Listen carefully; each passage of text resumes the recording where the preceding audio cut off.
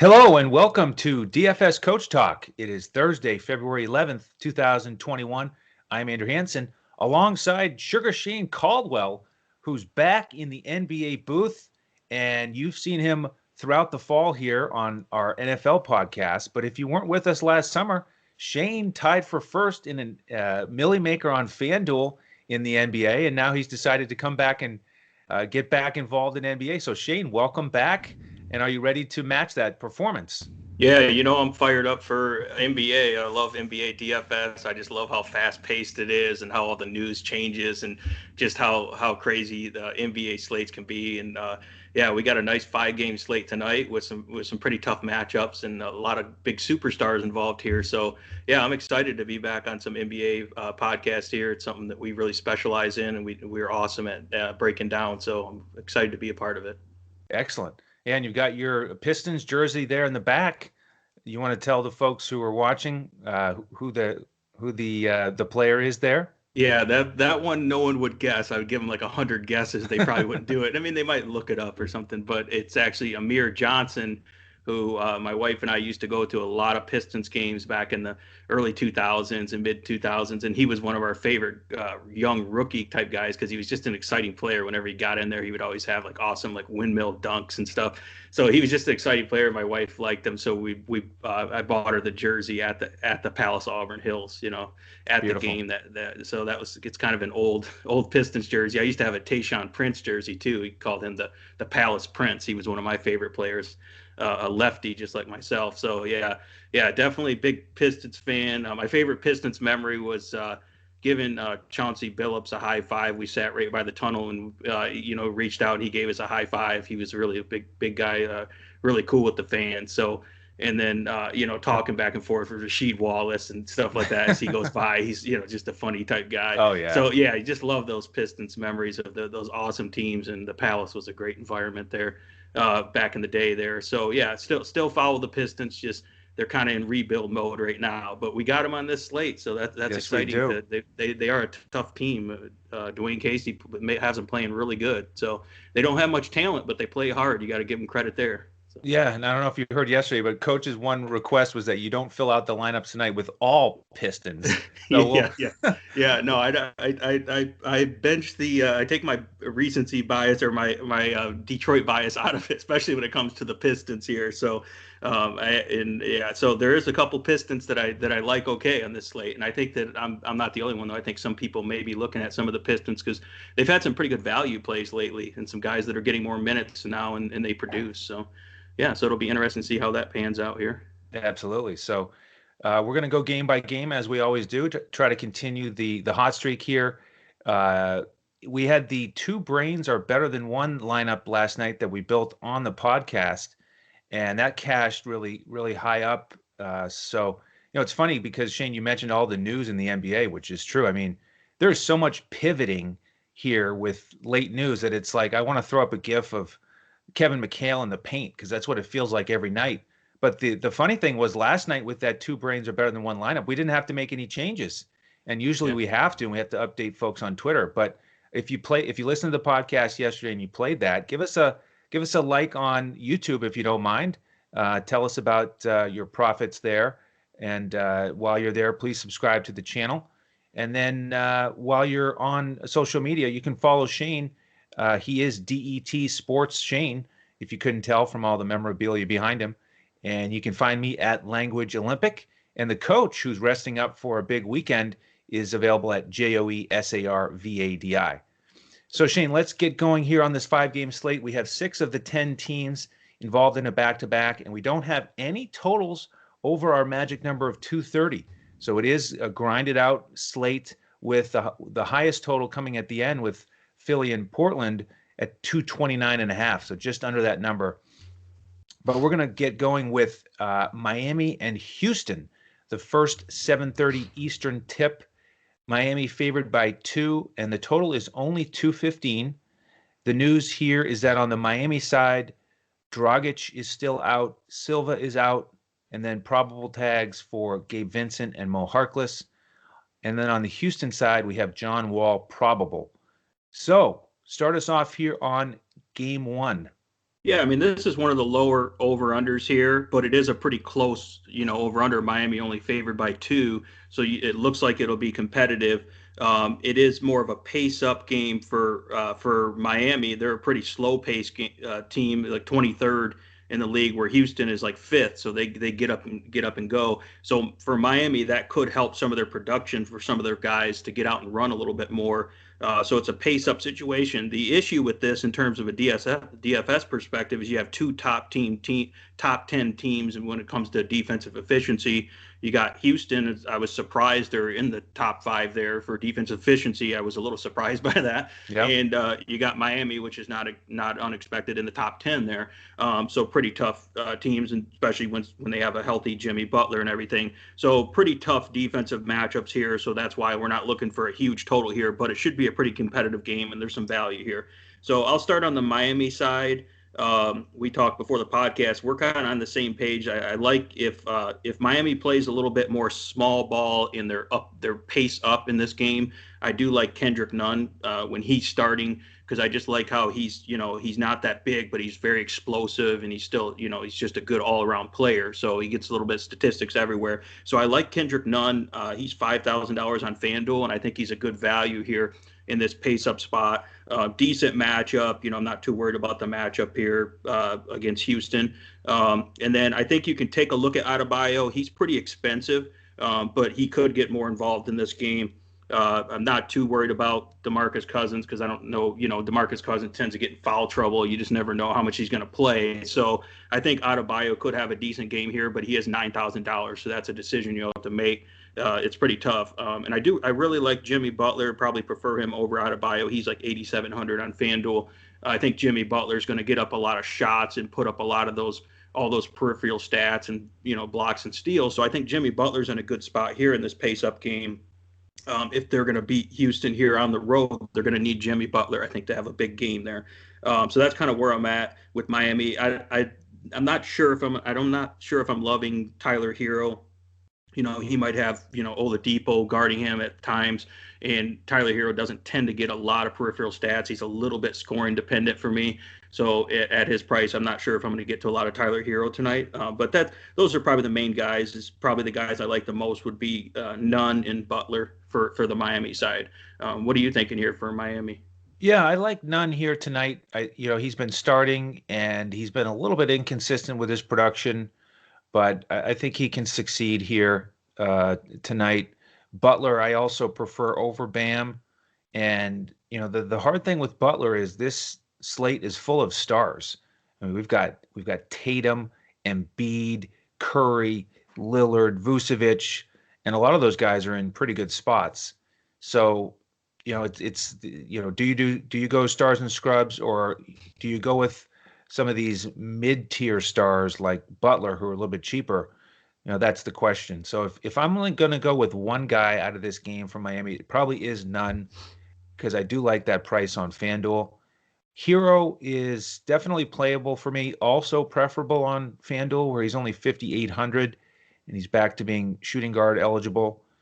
And so, even though he's coming off the bench, he really runs the show when he's out there. So he's playable for me. Iguodala would be the minimum price option there. He's actually settled into a bit of a rhythm here with his minutes. And Miami was really playing a ton of guys when they had healthy players. And, they've sort of tightened the rotation on the bench. So he's playable for me in a GPP. If you want to go more stars and scrubs, he can help you get there. How about over on the Houston side? Yeah, on the Houston side here, just to address, I feel like DeMarcus Cousins could be higher owned again. I know his price has been steady, like on FanDuel, it's 6,000, and he's put up some monster games at times, but it's getting a little bit hard to trust, in terms of his minutes and his ability to play, higher minutes, and they don't seem to trust him. And they could also play a little bit smaller in this game as well, play a little bit more small ball, and use Eric Gordon and those guys more. So, if you have Wall and Depot playing, that changes the rotation as well. So my point is, I don't know if I trust DeMarcus Cousins here. I think he will get quite a bit of ownership, and I know he can produce even when the mid 20s in terms of minutes, but I just don't trust him here in this matchup. I think it's Adebayo and company are pretty tough matchups. So, and sometimes he gets into foul trouble as well. So I don't think I'm not really high on Cousins, but I am interested in both John Wall and Oladipo. I think both of those guys are pretty good plays and decent matchups here. They should mostly avoid Jimmy Butler for the most part. So I do like them. I think Oladipo should be coming back fresh after sitting out a game, so he should be looking pretty good. And John Wall played pretty good last time out as well when Oladipo wasn't in there. So I think those guys are in play, but they are fairly expensive. They're in that high $7,000 to $8,000 range. But in this game, if they're at home, if they're going to try to beat Miami, they're going to need big games out of those guys. Other than that, I probably am not going to be looking at any of the Houston, different secondary players and value players here. Like I said, Marcus Cousins is the biggest value play that you'll see that'll have high ownership. But I'm mostly going to stick with the stud backcourt here in Wall and Oladipo, and that's kind of where I'm at. And hopefully they can get matchups on Kendrick Nunn or Hero or some of these guys that are a little bit better matchups in terms of their size and their skill set. I don't really want to target too many Houston guys here. It's a little tricky. Miami's pretty tough on defense, so. Yeah, I think Wall is probably my favorite play for Houston because he will likely get some Kendrick Nunn defense, and he is cheaper than Oladipo. And when Wall, Oladipo, and Gordon are all playing, Wall is, the alpha dog there with handling the ball most.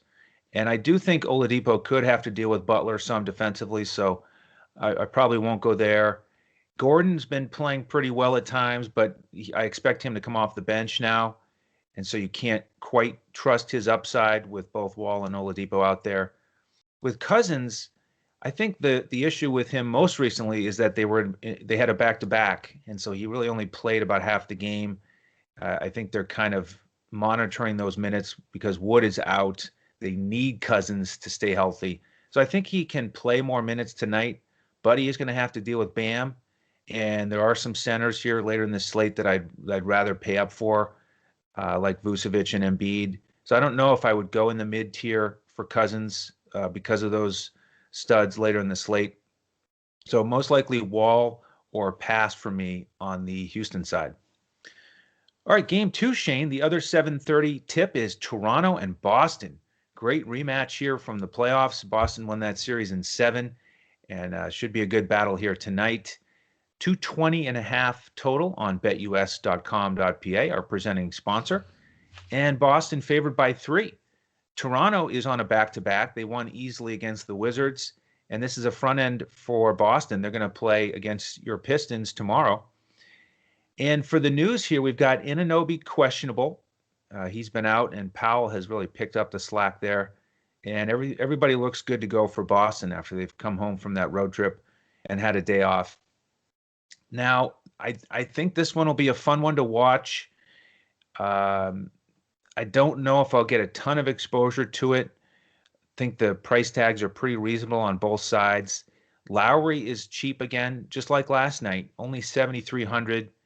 And the stars for Toronto, they only played 32 to 34 minutes against the Wizards, and they're, conditioned to play big minutes with Coach Nurse. So I think they can be productive on this back-to-back. Boston not as strong defensively this year as they have been historically. They're 18th right now. So Lowry, I like the price tag, the matchup against Kemba. The other wing players for Toronto, I'm not quite as excited about. Like Siakam is extremely expensive on FanDuel now at 96. Van Vliet is expensive. He's over 9K on FanDuel. And Powell, I played him last night some and did well, but we got to see if Anunoby's playing, because then he'll be out of the mix if Anunoby's back. For the bigs with Toronto, Baines and Boucher are interesting to me. They can both hit value. I'm trying to play out the game script here, and I'm looking at Baines, and he's been hovering around 20 minutes. I think he should get at least that tonight, with the Celtics starting Tristan Thompson and Tice, the twin towers, so to speak, for Boston. I think he should be out there for his normal 20 minutes. He's pretty cheap. The problem, of course, on FanDuel is if you play him, you can't play Vucevic or Embiid. So he's more in play for me on DraftKings, where he's only 3,700. Boucher, he was big for us last night in that two brains lineup, smashing value, and you can play him at power forward on FanDuel. So he's attractive to me there. So uh, really, it's Lowry, Baines, and Boucher is the group I'm looking at with Toronto. How about you? Yeah, I'm not sure if I'm going to get to a lot of Lowry because I know that he normally plays a ton and plays good on back-to-backs, but he was questionable like on the injury report yesterday with like a back injury. So just playing a lot of minutes, having maybe a little bit of back soreness makes me a little nervous in terms of how he could produce on a back-to-back. And he's not getting any younger. He's not, Right. he's a great player, but he hasn't been having, monster games. So I don't know if I'm going to get to a lot of Lowry, even though his price is great for the player he is. I do like Boucher. Boucher makes you nervous because you don't know how many minutes he's going to get, but I think he can get high, like around 28 minutes, and that's about all he needs. So I think that he will. I think he is out of the doghouse, and he's proven just to be so talented and affect the game in so many ways that they're going to need him in this matchup against Boston. He can stretch the floor, he can get in the paint, he can do a little bit of everything. So, and plus, he's got ability to block shots and those type of things. So I would definitely take a shot with Boucher at 6,400, even though he's kind of sometimes limited. I think he's going to get enough minutes to produce here, and it's a decent matchup for him. I think, yeah, Siakam and Van Vliet, I think, could have a big ceiling game here. I think they're due for a big game. But like you said, their price is super expensive. But if you were playing GPPs and wanted to get a lower ownership guy that could put up 50 plus fantasy points, I think those two are good candidates for that. So I do like them as sneaky GPP plays, but they wouldn't be like core cash game type plays. Because I think that for the reasons you mentioned, obviously they're going to go super low owned because people aren't going to want to pay up for them. But they could have a huge game here too. And then I do still like Powell if OG Anunoby is out, but it sounds like OG might actually play tonight. So we'll have to see there. That's going to affect the whole rotation as well. But obviously Powell, when he starts, I mean, he's one of the best like six mans in the game, but when he starts, he's pretty good. He's a great shooter and does a little bit of everything too. So I like Powell if OG's out. Boucher, probably my number one play. I would still roll with him and hope that he gets the high 20s to 30 or mid 30 or low 30s minutes here. And then, yeah, I'm not that big on Lowry either. So, yeah, and then Siakam and Van Vliet are just GPP only for me. And then what are you thinking on the Boston side here? I'm looking mostly at Tatum. Um, he did well against Toronto in that series last summer. He flirted with a couple triple doubles. We do have Jaylen Brown back in the mix, and he's cheaper, so you could look there to save a little bit. Tice is also a guy that I keep coming back as I play with the lineups here today. 4,900 on FanDuel as a power forward. That's a nice option. He's been pretty solid recently. So it's probably Tatum or Tice for me most likely. I don't want to get involved with the Boston bench. There's been some rotation there and some changes. Teague's basically fallen out of the rotation, at least in the last game, because Pritchard is back healthy now and playing, and they've been, getting different starters in different minutes with Ojale, Grant Williams, Robert Williams minutes have been inconsistent. So I'm not going to play anybody on the Boston bench today. It's probably going to be Tatum or Tice. Yeah, and it sounds like Kemba Walker will be pretty highly owned. He's pretty cheap here at 5,500. And Toronto has given up production against point guards, but overall, I mean, Lowry and Van Vliet and those guys are pretty good on defense against guards there. So you don't really love the matchup. And Kemba hasn't been shooting well, hasn't been playing great, but he is a guy that could get there. But yeah, I'm probably not going to play a lot of Kemba because there's a few other guys I like a little bit better. Like Kendrick Nunn that we talked about earlier. But yeah, I think Kemba Walker will be popular. I agree. I like Tatum, but again, it's 9,500 on FanDuel. So depending on roster construction, if I can fit Tatum in there, it's good. But the issue with this game overall, it's one of the lowest paced games on this 5-game slate. It's a low pace. The teams are decent on offense, but they're pretty good, at least middle of the road or better on defensive efficiency. So it's a little bit lower pace, pretty good defensive teams here. One team's on a back-to-back, so that's why this game although it's entertaining for real life, it might not be the best game for fantasy, which is why we probably don't have a ton of picks in this game, just based on the way we feel like it's going to go. So unless some kind of news pops off here and something happens, this isn't a game that I'm going to have a ton of exposure to, and I'm not even sure if I'm going to pay up for Tatum or not. But that's something. But he is in consideration here. But yeah, other than that, I don't really have any other good like value plays from Boston that I feel good about here. Excellent. Yep, me as well. All right, let's go to the 8 o'clock game as your Pistons are going to host Indiana. They lost last night in Brooklyn, and they looked awful in the first half. They just could not get it together. They made a decent push in the second half, but ended up losing by 10. Detroit is a front end of a back-to-back. They're going to head to Boston tomorrow. This is a 216 total, second lowest total on the board. Indiana favored by 2.5. And in terms of the injury news, we have Frank Jackson doubtful and Dennis Smith Jr. available to get out there and make his Pistons debut. How about that, Shane?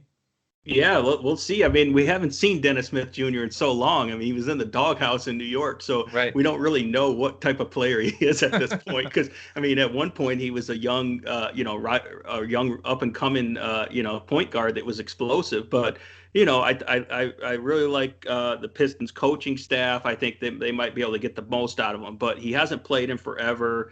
I don't know if he had COVID or he was in the COVID protocol. So, we just don't know what version this is. I can't see him getting much more than around 15 minutes or so. So I know he's like minimal price. And some people, I know you're considering him, which I get that. But I don't, Pistons they're not a talented team, but they're fairly deep with their rotation. So I don't know that they're going to need him to play a ton tonight, but they're going to at least get his feet wet and get him going there. I still like DeLon Wright to get, high 30s in terms of minutes and produce here in this matchup. And the Pistons have been playing better lately. I mean, like I said, they're not very talented, but last 3 games they played at a little bit higher pace. So that's something to consider here, even though this is a low pace game.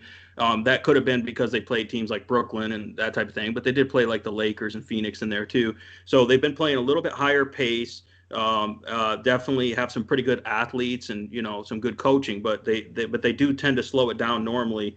But I think Pistons do play better at home. They're definitely a better team, and this is at home here. And they get Indiana is on a back-to-back as well. So, and obviously Indiana is in a nice bounce-back spot here. This is a get-right spot for them because they've been playing horrible lately. So I think it's interesting, though, when you have normally you'd think the Pacers would be a huge favorites, but Vegas sees how the Pistons are playing better. You 2.5-point favorites here. So this is actually a decent game to target. It's just not a real high-paced game. But if the Pistons get up in higher pace here, with the athletes they have, that could actually be a good game environment here. So, so let me just start on the Indiana side here. I kind of like Malcolm Brogdon at his price here for him to have a bounce back. I know he hasn't been great lately; he's been kind of up and down. But at the price of like 7,200 on FanDuel, Detroit's not that great on defense. They're decent against point guards, but they're not really that great. And I think that, they will really be determined to bounce back and beat this Pistons team. And after having a really disappointing stretch here for Indiana. So even though it's a back-to-back, I think Brogdon is in a good get-right spot here at 7,200. So I like Brogdon. And then I'm probably not going to get a lot of Sabonis because of his high price there. The Pistons are decent at containing the big guys, even though they're not that talented. They're decent. So I don't know if Sabonis is going to have a ceiling game. I think he would have a decent game. So I don't really love Sabonis, but I think I do actually like Miles Turner, even though he had a really bad game the other night and he hasn't really been playing that good. I think Miles Turner he's kind of that boom or bust type guy, and he could actually come out here and have like one of those nice double type games against Plumlee and actually get some of the blocks, as he's like the leader in the league for blocks here. So I think Miles Turner is like a really low owned under the radar center play tonight because I don't think people are going to be on him. And I think he could get like a double and some blocks here. So that's why I do like Miles Turner in this matchup. That's kind of where I'm at for the Indiana side. Like I said, I don't think I'm going to pay up for Sabonis in this game. Yeah, Sabonis is tough to get to because Tatum is right there next to him in price. I do think I prefer Tatum, but you can't just, exclude Sabonis because it's a back-to-back. Brogdon and Sabonis play big minutes, so he's capable of smashing again. He's had some back-to-backs where he's been great. Um, but yeah, I lean Tatum here. Brogdon it's like deja vu here with Brogdon and Lowry on this slate. Same thing yesterday where you got to decide between them in that low 7K range. Uh, if you want to go that route. And I am interested in both guys. So Brogdon in play for me. And then, Lamb, a guy like that could bounce back. Talk about a bounce back. He had a rough game yesterday, which was Yeah. unfortunate. He was in my hybrid lineup. He got 3 fouls in the first half and then, just never quite recovered. But he's a mid-tier price on this slate that could bounce back and pay off. Um, don't know if I'll get to anyone else. McDermott and McConnell right around 5,000, fair price. I'm not thrilled about those guys. So it's probably Brogdon or Lamb or Sabonis or a pass because this is not the greatest game environment. But that's one of the themes of this slate. So how about on the Detroit side? Are you going to play any of your Pistons tonight? Yeah, I mean, they're like you said, they're not a great pace team, not a great matchup for them. But I do like the value guys for the Pistons that have a pretty good role right now and that produce in many categories. So I mentioned DeLon Wright at, I think he's still a reasonable price. I know his prices went up a little bit, but at 6,700, a guy that's pretty much leading this offense in terms of the point guard, and he plays defense. He gets a little bit of everything in terms of stats. His assists have been up like the last few games, 10 and 9 assists. I mean, one of those games was overtime, but still he gets you some steals as well. So I just like DeLon Wright now that he's scoring more and he produces in all those other peripheral stats and he's getting solid minutes. I'm not worried about Dennis Smith, eating into his minutes or anything. So I like him here. I think he's a great value. Another guy that's kind of sneaky here that I think could get close to 30 minutes is Josh Jackson. When he gets minutes, he plays pretty good at home. He's just a good all-around athlete. Again, a guy that can play inside and outside, can produce in a lot of stats, and you're going to get him at FanDuel is 5,500. He's not going to have a lot of high ownership because he's not a big name, but I think he's going to get starter type minutes and produce here in this game as well, and that $5,500. And then the other guy that's sneaky, I talked to you about before the podcast, is Blake Griffin, and I'm traditionally not even a Blake Griffin fan. Like as a Pistons fan, I think he like that whole trade ruined. It's just another thing that ruined the franchise. But anyways, so it's not that I'm a Blake Griffin hype guy here. This isn't like a bias type thing. I just think that Blake Griffin. 2 games ago in the road trip, he did not play against the Lakers, so he got the rest. Then he came home, had an okay game, put up over 20 fantasy points at his near $5,000 range against Brooklyn. He didn't shoot good in that game. But if Blake Griffin comes out tonight and he's going to get, I think over 30 minutes, and I think he's actually going to be shooting a lot and scoring quite a bit and still getting rebounds and other stats here. So at 5,100, a rested Blake Griffin, this is the type of game where he can actually have 30 plus fantasy points. So I think he gets over 30 fantasy points at that $5,100 FanDuel price. And I don't like Blake Griffin, but I think if you target him on the right night in the right situation, I think he can do well. So that's why I like him in this game, and he's probably going to be low owned as well. So I just think he's too cheap. And so you can see the theme here. I like those more affordable Pistons. I think Plumlee's price has came up a little more than I'm comfortable with right now, and he's got to go against those Indiana bigs. So even though Plumlee's played awesome, I don't know if I'm going to play, isn't he like 7,000 on FanDuel? Right. And then the same thing with Jeremy Grant. I mean, he's been probably the comeback player of the year in terms of just or not comeback, but the most improved player of the year in terms of his production. He's been awesome. He's playing at an all-star level. I love Jeremy Grant, but just once his price is above $8,000, when I see some of these other Pistons starting to contribute more in terms of scoring and usage, I think that Jeremy Grant's still solid, but I don't think he's going to smash that, $8,300 price tag is my point there. So I do love Jeremy Grant. I just don't love him at this price in this particular game, the way that I see the Pistons playing right now. So I would rather just target these lower price guys that I think are going to have a decent fantasy game in this matchup here for the Pistons. Okay. Yeah, I agree with you on Plumlee. Just don't like that price tag tonight on either site, combined with the matchup and the other centers on this slate. As for the other guys, I think I lean a little bit more towards Grant, at least on DraftKings. I've got that price tag circled where he's 7,400. Um, the problem is, again, if you go with Grant on DraftKings, then all of a sudden it's tougher to go stars and scrubs. And so then maybe you look at a guy like Butler and you go with a more of a balanced approach. But Grant, is the guy that I'm most interested on DraftKings. Blake, it's hard to trust because, when I've seen him this year, he's looked a little bit gimpy, and I like the fact, as you pointed out, that he's rested. He took a game off. They're at home, and it is a cheap price tag for a guy with that much talent, but not the easiest matchup with Sabonis and Turner. So I'm not sure if I'm going to go there. Dennis Smith Jr., I'm continuing to really evaluate this, and I'm going to be thinking about it throughout the day.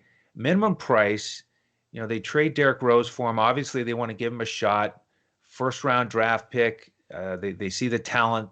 And I think it's a wise move to roll the dice on him, get a lot younger than Derrick Rose, obviously, and see if he can get back on track. And I think they will. I mean, we'll have to follow that news here throughout the day, see what else we can hear to give us a sense on if he will get those 15 to 18 minutes. If he does, I think he's probably worth a shot at minimum price on both sites.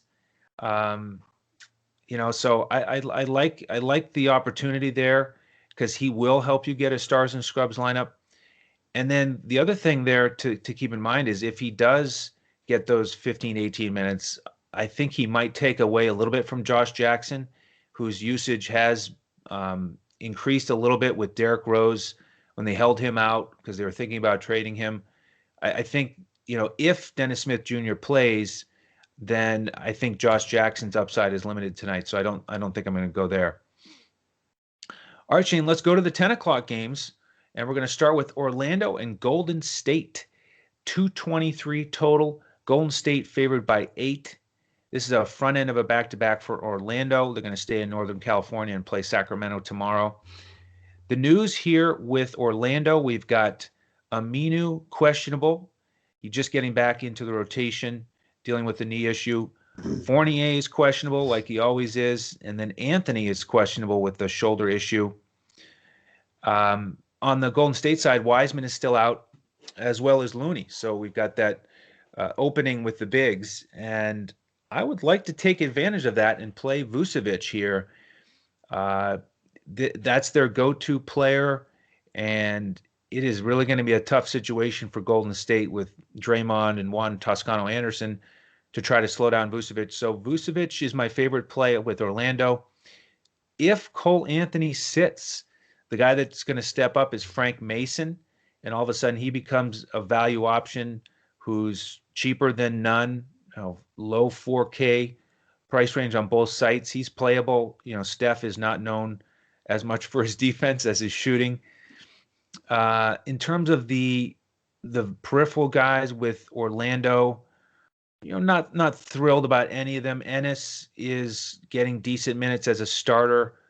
So he may get a couple more shots if Fournier is out, because of course Aaron Gordon is still out. But not excited about any of the Orlando guys here. Ross has taken a step forward, trending in the right direction, but he's a little bit pricey for me on this 5-game slate. So, Vucevic is the guy for me here with Orlando. What are your thoughts there? Yeah, I mean, this tells you how bad the Orlando team is right now for injuries when Golden State doesn't even have a center really, and they're playing a little better. They're small ball, but Golden State's favored by 8 points here. But this is a pace up spot as Golden State is a great game environment and second in pace in the league, where Orlando's a slow pace. So for Orlando, it's a pace up spot. So I think Vucevic is probably necessary chalk tonight. He's a guy that most people will be locking in. The issue is he's going to be like crazy high owned because everyone knows right now that you target Golden State in the paint, they don't really have a true center, and you're talking guys that have 6 to 8 inch, size advantages in the paint there. So that it's kind of well known right now. So Vucevic, and he's the type of guy that just pretty much runs the show on offense, and he's the one man show. You got to worry about the blowout a little bit, but I guess Vucevic probably could hit value in 3 quarters, the type of usage and production he gets, because there could be a potential blowout if Golden State is shooting hot in this game. And then I do like James Ennis as that value play guy, 4,200 on FanDuel, just because he's a guy that plays defense and gets like blocks and steals. He can, get assists, and if he gets hot, shooting and actually produces in the scoring category as well, he can really smash that $4,200 price point. And they need someone to score. They can't have Vucevic every single time, especially if Cole Anthony's out. James Ennis might be distributing the ball a little bit more here. Little bit hard to trust for this Frank Mason situation. He's going to be like pretty chalky, it sounds like, as people are trying to get value on this slate if Cole Anthony's out. And it does kind of sound like Cole Anthony's more on the doubtful side of questionable. We'll see. We don't have any reports on that yet. But so I'm mostly interested in Ennis and Vucevic. If you were doing like GPP lineups, you could take a look at Dwayne Bacon for Orlando, just because he could come off the bench or start and get hot as a shooter as well, especially if like Fournier is still out. Then Fournier is going to, a guy that you have to keep an eye on as well. So just depending on how it looks with Cole Anthony and if Fournier's out again, then you got to look at a few of these guys to consider. But it's not really that easy of a matchup for the guards, because even though, yes, Steph Curry is not that great at defense, Golden State's great at team defense. They're one of the better, they're pretty solid team defense overall. Their backcourt's pretty tough, and whoever's playing point guard has to chase around Steph Curry. They're going to spend all their energy trying to limit Steph Curry all night. So. So I'm not too high on the Orlando side, obviously, but there's, like you said, there's a few guys here. What are you thinking about this Golden State side? This is looking pretty juicy on this Golden State side here. Yeah, Orlando's been trending down a little bit defensively. They're now 21st on the season. And Golden State kind of getting in a bit of a groove here with this new lineup. Steph and Draymond have had a terrific chemistry. Unfortunately, Draymond is priced up now, so I don't know if I'll get to him on this slate. I'm tempted to get Steph out there because I think he could really smash here. He's been just so hot, 57 points the other night. But is it a blowout, and does he get 60 fantasy points with that price tag? That's the question. Right now, I think I'm leaning a little bit more towards some of these other stars. Juan Toscano-Anderson is a glue guy for your lineup. He just has to play big minutes, and he's done a pretty good job approaching double doubles with that opportunity he's getting. Reasonable price tag here on both sites. So Steph and Juan Toscano-Anderson are the guys I'm looking at the most. Oubre or Wiggins could certainly go off here, but they're inconsistent, and you can't really count on their usage even recently. So they're more GPP options for me, and I'm likely to just focus on Steph and Toscano-Anderson tonight. Yeah, and I think the big question will be, Steph Curry, or when we get to the next game, like looking at him versus like Damian Lillard, because that's a fairly good game environment. But right now I prefer Steph Curry. It's the easier matchup. Orlando's just so banged up, and they could have backups upon backups playing here in the backcourt. So, and obviously Steph is hot as can be right now, and this is the type of game he could be approaching like 50 real life points. Again against Orlando here at home. It's just a game where he could really light it up. So I think it is kind of a ceiling game, and I think he is going to be able to get quite a few assists and other stats in this game as well. It's not like he's just going to just put up only scoring here. So I do like Steph. They are limiting his playing time a little bit and kind of load manage him a little bit, but I think it only takes him like 32 minutes to have a huge game here. So I do like him, and of course it's a really fast-paced team that he's leading. It's one of the faster-paced games, and they are big favorites here. So I think Steph can get it done. The other guys that I like here for Golden State that I think you have to consider is Andrew Wiggins and Kelly Oubre. Take your pick there. They're kind of mid $6,000 range guys. and they're both in really good spots in terms of matchups and being able to put up, just stuff the staff sheet here as well. Wiggins has played good on defense, and he gets a lot of blocks and steals, as does Oubre. And then Oubre has shown a little bit better shooting as of late. He is a little streaky, up and down, but if he gets shooting well and he actually hits some threes, he can produce. And Wiggins can definitely do work and be slashing and driving into the paint and do some work and get to the free throw line a lot as well. So I like those guys in terms of putting up a solid game here, especially being that they don't really have any centers. They need those guys down there in the paint more, those big athletic type guys like Oubre and Wiggins to be able to rebound and produce more. So I like those guys, and I do like Toscano Anderson as well at the $5,000 range. I think he's a solid play here. But yeah, mostly Oubre and Wiggins and Curry are the guys that I like in this game, and I think it is a good game to get exposure to Golden State. There is a risk of a blowout here just because Orlando doesn't have that much firepower. But if you like Vucevic, then you can obviously bring back a couple of these Golden State guys on the other side if you think Vucevic is going to just tear it up and keep them in the game. But you just worry, is it going to be like midway through the third quarter? Is Orlando already going to be out of the game? That's the only concern here with the blowout. Exactly, and they are on the front of it back-to-back. So hopefully they'll keep it close if we get heavily invested in that game. Couple things here before we get to the last game. We continue, of course, to give out full hybrid lineups on FanDuel to plug and play in your cash games, and a GPP lineup every night. And then on DraftKings, the coach's clipboard with highlighted core plays and pivots. That smashed for us last night. The other thing we are going to do here in this stretch is, if you haven't heard yet, the Shootout series on FanDuel, 10-day competition where they highlight one single game per night, and then they track your performance over the 10 days, and they give out bonus prizes based on your 3 highest scores. And we've been having a lot of fun and success with our members on that. So we're providing an additional lineup or 2 for that contest. So jump in with us tonight if you'd like to get involved in that. If you get the week membership that we offer, then you can be with us for the rest of this Shootout Series contest on FanDuel. So just go to our website for that, dfscoachtalk.com. Sign up there. We'll send you an email, get you into our Discord, and that's where we give out our lineups about 20 to 30 minutes before lock. While you're on the website, of course, you'll continue to see the option for the BetUS special. So if you're into sports betting and you can make your first deposit on betus.com.pa, go there, make a deposit of $199. You're going to get to use that money there for your sports wagering activities, and you're going to get a free 3-month membership with us. So if you want to go that route, sign up on betus.com.pa. Let us know that you've done that on Twitter. Reach out to us at DFS Coach Talk, and then you'll be with us for 3 months and get all of our lineups and all of our sports. All right, we'd love to have you.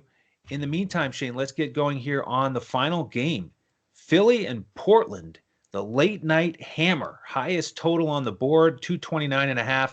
Philly favored by 5.5. This is an exciting game environment from my perspective. One caveat is it is the front end of a back-to-back for Portland, but they get to be at home. They're going to host Cleveland tomorrow. So this is certainly the more challenging matchup. Hopefully we'll get full minutes here from the Portland guys and get a close game. The news we have is that Shake Milton is doubtful on the Philly side, so we could get Maxey involved. And then on the Portland side, everybody who's been playing is healthy. Nasir Little is questionable. I'll start on the Philly side. Embiid is in a smash spot here against Cantor. Unfortunately, he's extremely expensive. He's more expensive than Vucevic on both sites. And that's the question here. Most of my lineup, I'd like to pay up for one of those guys as a center. Embiid, certainly the higher ceiling. He just dominates on both ends of the court. He's been in a pretty good groove here recently. So I like Embiid. Seth Curry is the guy that I'm looking at for value on this slate. He had a bit of a rough stretch after dealing with COVID, but the last 2 games, he's been more like himself, back to his regular production. And he's got a nice price tag on FanDuel at $4,100. So I like him. And then with the bench guys, I'm not going to go with anyone except for Maxey. If Shake Milton is out, then Maxey becomes an option. But he's not cheap on FanDuel, better price on DraftKings, and he's more of a GPP option. Some of these other 3K guys, I like a tiny bit better. So I'm unlikely to get to Maxey, but I do like Embiid and Curry here tonight. Yeah, and what I like about this game, it is one of the fastest paced games here, and the teams are Portland's obviously really bad on defense.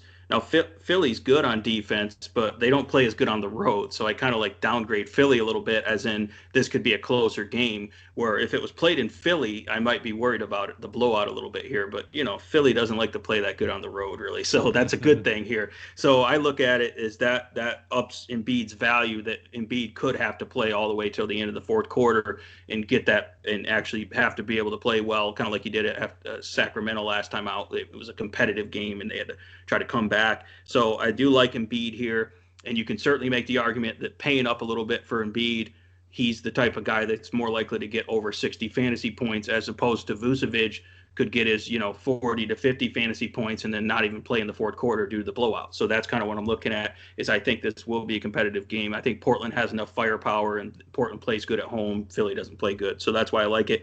I do also like so Embiid is in consideration here. He's probably the best center play on the slate, but it's pretty close with Vucevic. And then I do like Seth Curry. This could be, a Splash Brothers night, but like a real life Splash Brothers, like both Curry guys you could throw in your lineup here, because I think both Curry brothers are looking like they could have big games here. And obviously Seth Curry's the value play here. And yeah, he's been contributing and playing a ton more. And Shake Milton is more on the doubtful side of questionable, which means more usage for Seth Curry here. So that could be a good thing. And then I think you can take a look at Tobias Harris as a mid-range play. He's the type of guy that can contribute in all categories. And if you feel like this game is going to be close down the stretch and it's going to be a fast-paced game, Tobias Harris can produce here as well, I think, and put up 40 to 50 fantasy points at a $7,800 FanDuel price. So those are the guys I'm looking at on Philly here. And then the Portland side is looking pretty good here as well. I'm curious, what are you thinking about the Portland side here? I like the backcourt here. You look at that last game when Philly was playing Sacramento, and Fox just shredded them. And Hield had a big game too. They both paid off value.